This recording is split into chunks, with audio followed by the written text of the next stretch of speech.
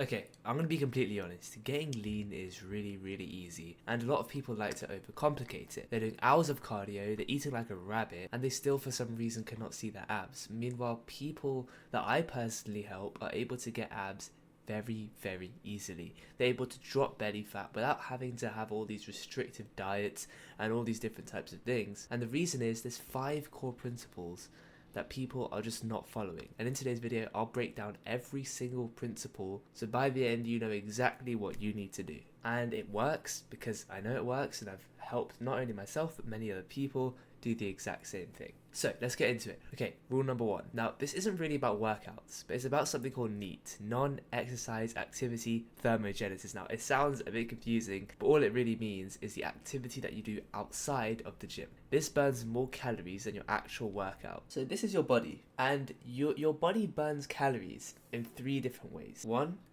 is your basal metabolic rate. Okay, and this is basically what you burn just by staying alive and just by existing. Next, we have our exercise, and this is, the actual stuff that we do day to day, the exercise that burns the calories, and then NEAT. And this is everything else. So fidgeting, for example, what I'm doing right now, walking to your car, doing the dishes, these sorts of activities all come under this category over here. Now, for most people, NEAT accounts for about 15 to 30% of total calorie burn. Okay, now a hard workout may potentially burn, 3, 4, 500 calories, which is amazing, right? But that's in the hour. We have many more hours that we are awake, maybe 12, 13 other hours that we are awake that we're not really doing anything, unless we go on a walk. Maybe we still have 10, 11 hours where we're just sitting around, and that's wasted time where we could be doing something to burn calories. Now, obviously, we can't be moving all the time. There are ways that we can use this idea to help us. Here's my advice. Keep walking and moving throughout the day. This will help you way more than you realize. For example, I personally aim for 15,000 steps a day, and I go on a walk to do this, but that walk is only about 8,000. The way I get to 12, 13, 14, and even sometimes 15,000 is by these smaller activities that I do day to day. For example, walking to the printer if you work in an office. That walk alone may not sound like a lot, but it may be 100 steps there, 100 steps back. If you're taking a phone call, you can walk around then. If you park far away from the office, that is, potentially 1, 2, if you go back to your car, 3 or 4 walks there and back. Things like taking the stairs, all these things add up. And before you know it, you've burnt an extra 300 to 500 calories per day than the guy who obsesses over, a certain step goal, and the guy that obsesses over just working out and having a really intense workout. That's amazing, and you can do that, and everyone should. By forgetting about NEAT, you are leaving calories on the table. Now, here's how I implement it. I aim for 10,000 steps a day, roughly. Okay, so this is my sort of base, this is what I'm going for every single day. But on top of this, we have other things, and this is how I personally do it. I also track my desk times, how long I'm here at this desk. Every 45 minutes of desk time, I have a 5-minute walk. So if I'm here for, let's say, an hour and 30 minutes, in that time I would have in between done at least 10 minutes of walking as well. Walk around, do some stretches, do whatever, and by just doing this, on top of my baseline 10,000 steps that I have here, on top of that, I'm adding an extra 5,000-6,000 steps on accident. And one thing I recommend is just adding small things during your day that will mean that you can add small amounts of calorie burn multiple times a day. So for example, in the morning, schedule a quick 10-minute walk. After your lunch, schedule another 10 to 15-minute walk. After your dinner, 10 to 15-minute walk. That's 2,000 steps each time. That's an extra 6,000 steps in about 30 to 45 minutes. So this is how we can capitalize on this idea of NEAT to really help us. And the best part is, if you focus on NEAT and you're potentially burning an extra 300-400 calories on accident, you can actually eat more. And some people are actually eating over their maintenance calories just because they can then burn those extra calories and take them down below. So this is one of those ways that you don't really even notice that you're burning all these calories. You're just doing it And what will happen is, because your everyday life is just slightly more active, you can actually eat way more and still lose fat. So this is one of those secrets that not many people teach you about, but it's actually really important. Increasing the amount of calories that you burn in the background. Okay, now this is rule number 2, strategic protein timing. Okay, everyone tells you to eat more protein, right? And that's cool. But when you eat it and how you distribute it matters almost just as much. And this is where most people mess up, right? They'll eat a tiny breakfast because they don't like eating in the morning, and that's fine. But then they skip lunch and then they crush 100 grams of protein at dinner and wonder why they're struggling to feel full during the day or lose fat or build any muscle, the main problems that people face. And another core principle is not only eating roughly 1 gram per pound of body weight, but also distributing it evenly. So quickly, let me explain why protein is so important. Protein really does 3 things for your body. It keeps you full, it has the highest thermic effect, which means that just by consuming protein, you're burning the most calories out of any other type of food. So this is really great as well because, again, like we talked about before, the amount of calories that we can accidentally burn is going to help us. But also, it preserves muscle mass, okay? Now that is also a really important thing, because while we're in this deficit, we don't want to be losing muscle as well. And this is a common concern people have. Are they going to get smaller? Well, no. If you keep your protein really high and you spread it out through the day, then you will be able to lose fat effortlessly because of the things I talked about. But also, you'll be able to preserve your muscle mass, so you won't get muscularly smaller. You won't lose any of that lean muscle mass. So you need to spread this protein evenly through the day, and let me explain how I do this. So when I wake up, I have around 60 grams of protein. Now my target for the day is 180. So having 60 in the morning means a third of the work is done by about 1 p.m. Now the reason it's 1 p.m. is because I do intermittent fasting some days, and so that means that I have my first meal a bit later in the day, but by 1 p.m. 60 grams is done. By about 3 p.m. when I have lunch, I have another 50 grams, and that brings me to 110 roughly by 3 p.m. I'll then have a protein shake, which will take me to 140, and then I'll have the final 40 grams in my dinner, in my last meal, at around 8 p.m. And that's it. The point is, you need to spread this evenly, because let's say you have all your protein in one go. First of all, people say that you can't digest more than a certain amount of protein per meal, but that's one thing. We can even forget about that. Just if you consume a bunch of protein in one go, let's say 10 a.m., then the problem is that the whole point of protein, or one of the points of protein, is that it helps us feel full. If we're not spreading it out through the day, we're only going to feel full for a few hours in the morning, maybe slightly longer, but then by the time we get to 8, 9 p.m., we're going to start getting hungry again.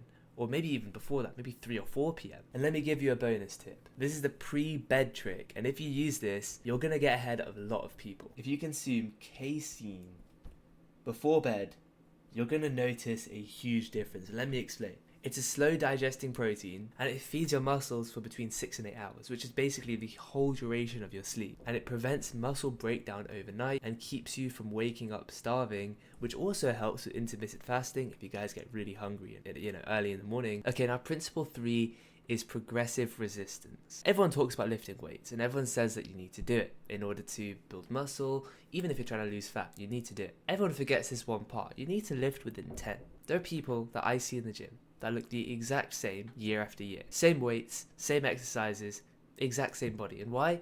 It's because you're not applying progressive overload, okay? They're just going through the motions, expecting that because I'm turning up, I'll get the results. And that's not necessarily the case. So progressive overload means your muscles are doing more over time. That could mean more weights, more reps, more sets, anything, even better form. The key is that you're progressing. You're making some progress in one of those aspects. If you benched 135 pounds for 8 reps last week, maybe try for 9 reps this week, or maybe try for 140. But your body's only going to change when you tell it that it needs to change. Otherwise, there's no point. So every single rep should have a purpose.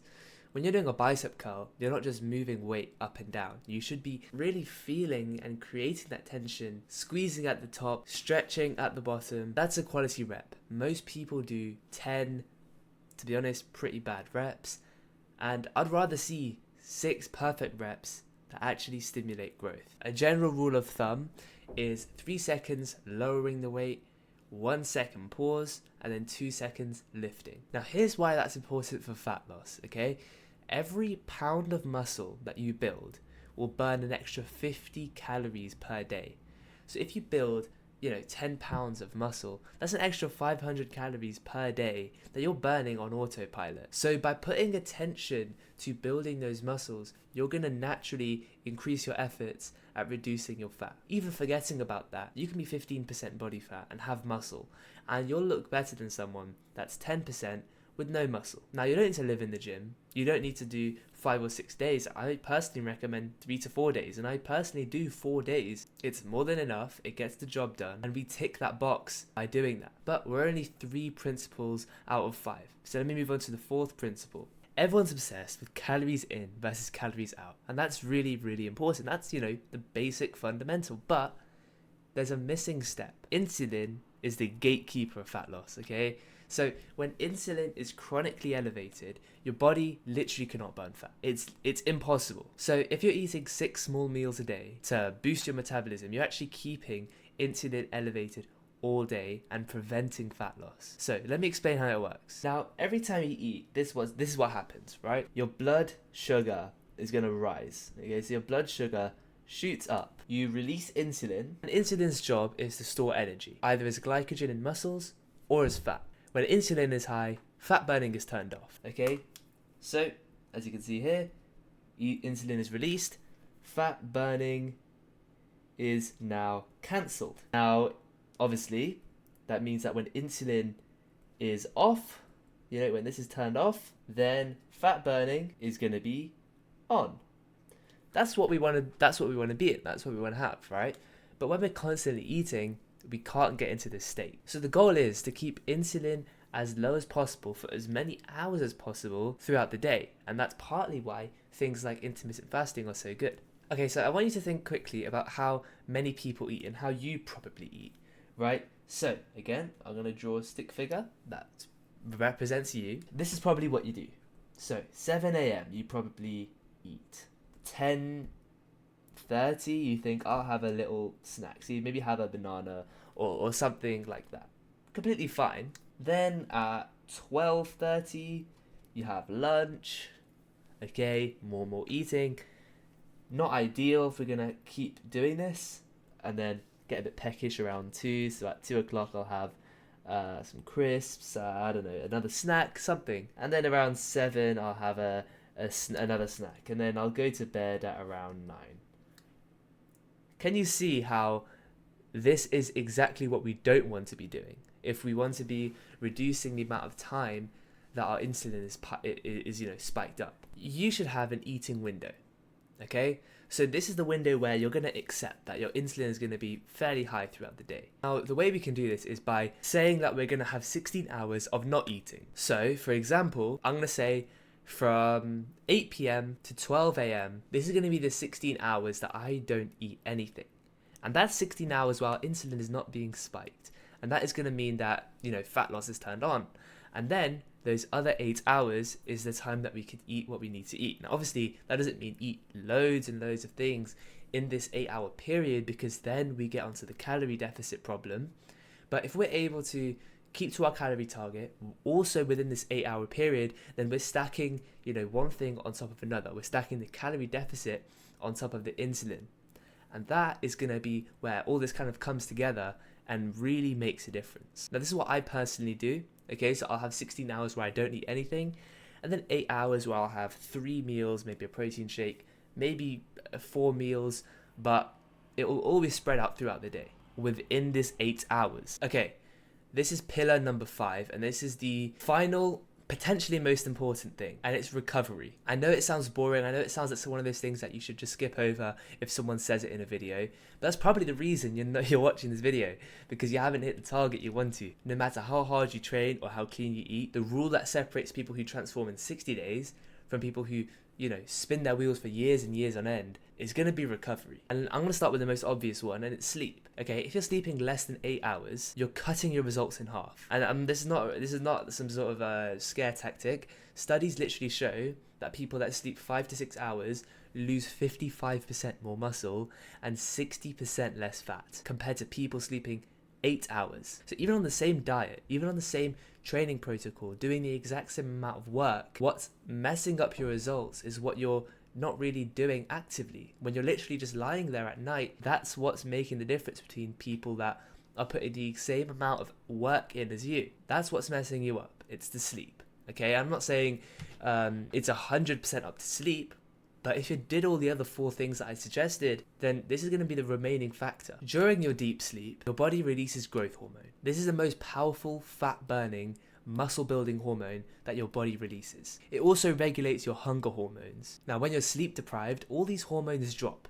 You feel more hungry, you feel less full, and this is why you crave junk food after a bad night's sleep. I don't know if you've noticed that, but it is gonna happen. So this is my sleep protocol that helps me optimize my sleep. I don't drink caffeine, but the general rule is 10 hours before bed, no caffeine. So if you sleep at 10 p.m, no caffeine after 12. 3 hours before bed, no more food. 2 hours before bed, no liquids. And 1 hour before bed, no more screens. That's the whole routine. That's the whole plan, setup, everything. Now on top of sleep, there's other ways to recover.